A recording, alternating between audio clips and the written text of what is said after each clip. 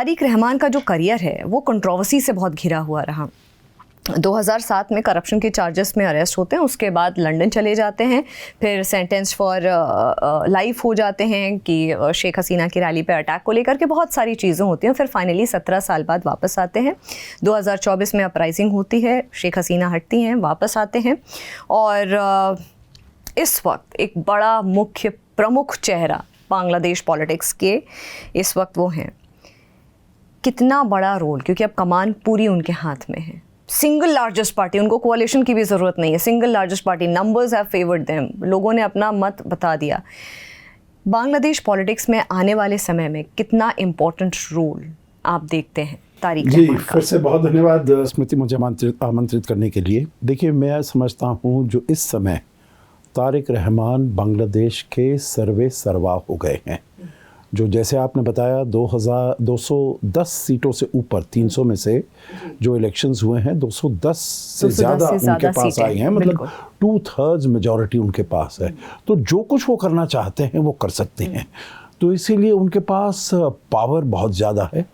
परंतु डेमोक्रेसी में हम यही कहते हैं, जो अगर पावर है तो रिस्पॉन्सिबिलिटी भी बहुत है, अकाउंटेबिलिटी भी बहुत है, क्योंकि उनके पास अब कोई ऐसा वो नहीं होगा, नहीं कह पाएंगे जो मेरे पास तो पूरी शक्ति नहीं थी, मैं तो डिपेंडेंट था बाहर किसी और पार्टी पर सपोर्ट के लिए, समर्थन के लिए। नहीं, वो तो सभी कुछ अपने आप वो कर सकते हैं।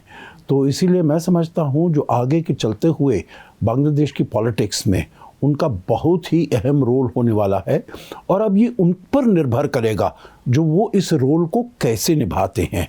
क्योंकि देखिए, हालांकि वो अपने को प्रेप कर रहे हैं, प्राइम अप कर रहे हैं काफ़ी साल से। 2007 से जैसे आपने बताया वहाँ पर हैं, लंदन में रहे हैं, 17 साल के बाद वो यहाँ पर आ रहे हैं। तो परंतु ऐसा नहीं है that he is totally dissociated himself from the politics. आपको याद होगा जब मोहम्मद यूनुस जो इनके चीफ एडवाइज़र थे, वो भी जब लंदन गए थे तो उनकी तारिक रहमान से मुलाकात हुई थी, वहाँ पर बात हुई थी। तो वहाँ पर ये रैलीज़ भी बांग्लादेश में, although he is been exiled, परंतु रैलीज़ वो एड्रेस करते रहे हैं online. So he has not been an unknown figure, बिल्कुल ही ऐसा चेहरा जो कि लोगों को मालूम नहीं हो। सो अभी वो करीब 60 साल के हो गए हैं, but he has been fully invested himself in whatever is happening in Bangladesh। तो इसीलिए वो अभी आए हैं और 25 दिसंबर को आए, तो मतलब अभी तो उनके 2 महीने भी नहीं हुए। It is just a little more than a month, और वो ऐसी पोजीशन में आ गए हैं जैसे उनकी माता की मृत्यु हुई, बेगम खालिदा जिया, जो फॉर्मर प्राइम मिनिस्टर रह चुकी हैं 2 बारी। तो जब उनकी मृत्यु हुई उसके बाद ही इनको एग्जीक्यूटिव चेयरमैन वहाँ बना दिया गया बांग्लादेश नेशनलिस्ट पार्टी का। And to his credit, I would say, he has made all the right noises as far as the major issues that confront Bangladesh today। तो उन्होंने जो कुछ कहा है और जो अपनी पार्टी का मैनिफेस्टो बनाया है वगैरह, वो बड़ा अच्छा किया है, ठीक किया है। Now, as they say, the proof of the pudding is in the eating।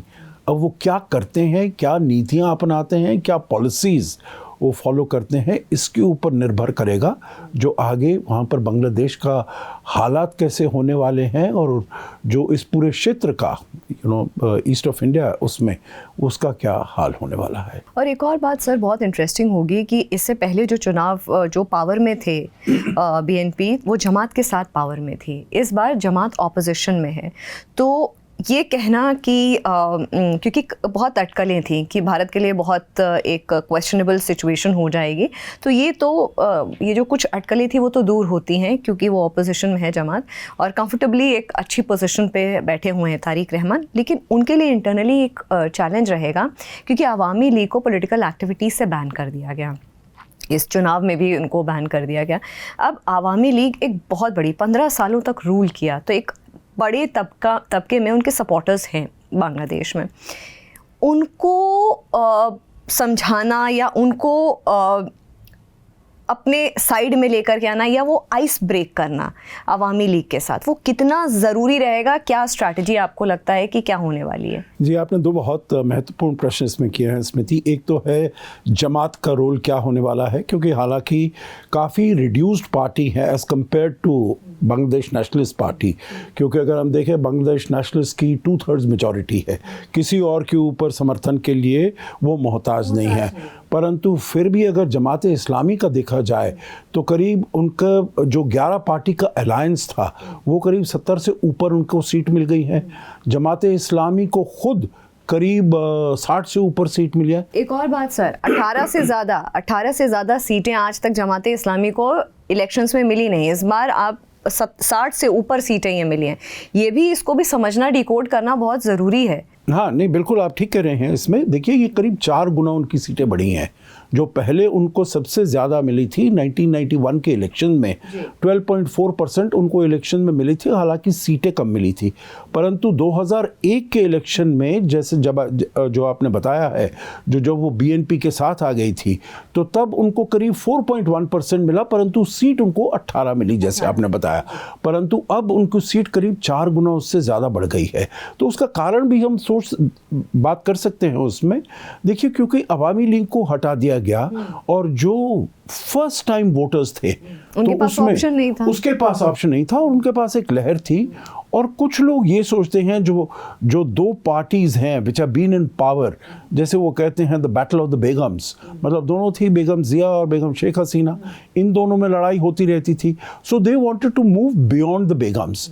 और फिर उन्होंने कहा कौन सी ऐसी पार्टी है, वो उन्होंने जमात इस्लामी का किया। हालांकि अगर उनके बारे में भी बात करें तो जमात इस्लामी अपने मैनिफेस्टो में they have been making the right noises, परंतु वहाँ की जो विमेन कंस्टिट्यूएंसी है उनको उन्होंने बहुत ही नाराज़ कर दिया, क्योंकि उन्होंने कहा ये जो विमेन हैं they are not born to lead, वो लीडरशिप रोल नहीं कर सकती हैं, ईश्वर ने, अल्लाह ने उनको ऐसा नहीं बनाया है। फिर उनको बाहर जाकर काम नहीं करना चाहिए because this is akin to commodification of women, this is like prostitution etcetera etcetera. तो उससे वहाँ की जो महिलाएं हैं तो वो बहुत इससे उत्तेजित हुई हैं, बहुत नाराज़ हुई हैं। तो मैं ये कहूँगा जो बीएनपी की जो अभी जो विक्ट्री है और क्योंकि पहले कहा जाता था जो बीएनपी और जमात इस्लामी ये बिल्कुल नेक टू नेक ट्रैवल कर रही हैं, एक को 45% है, दूसरे को 43% है, बीएनपी विल बी अहेड। परंतु अब ऐसा लगता है जो करीब 24-26% सपोर्ट मिला है जमात इस्लामी को और वो न्यू वोटर्स से काफ़ी हद तक आया है। जो स्टूडेंट अपराइजिंग का पार्ट रहे हैं, मैं कुछ हद तक है, परंतु मैं समझता हूँ जो यूथ ने बहुत अधिक मात्रा में बीएनपी को भी सपोर्ट किया है, क्योंकि अगर यूथ अपराइजिंग को जो सपोर्ट करते ज़्यादा लोग, देखिए सबसे ज़्यादा हुआ था ढाका में इस जो नई पार्टी बनी है एनसीपी, न्यू सिटीजन्स पार्टी, जिसमें ये सभी जो स्टूडेंट्स थे ढाका यूनिवर्सिटी के वगैरह वगैरह जो सामने आ गए थे, नाहिद इस्लाम वगैरह वगैरह, एक भी सीट वो जीत नहीं पाए हैं। सारी जो सीटें हैं ढाका की वो सब बीएनपी को गई हैं। तो इसीलिए I don't think they have been able to cut much ice, NCP, Jamaat etcetera. और जो विमेन कंस्टिट्यूंसी है वो बीएनपी के पास आया है और वो जो यंग वोटर्स हैं वो भी इनके पास आया है। तो इसीलिए मैं ये कहूँगा जो आपका ये प्रश्न था जो जमात का क्या वो है, तो उनका प्रोफाइल जो है वो बड़ा है जो पहले उसमें है। हालांकि they don't have, so they might not have a role to play in power, परंतु as far as ideology is concern ये मत सोचिए जो उनकी आइडियोलॉजी डिफीट हुई है।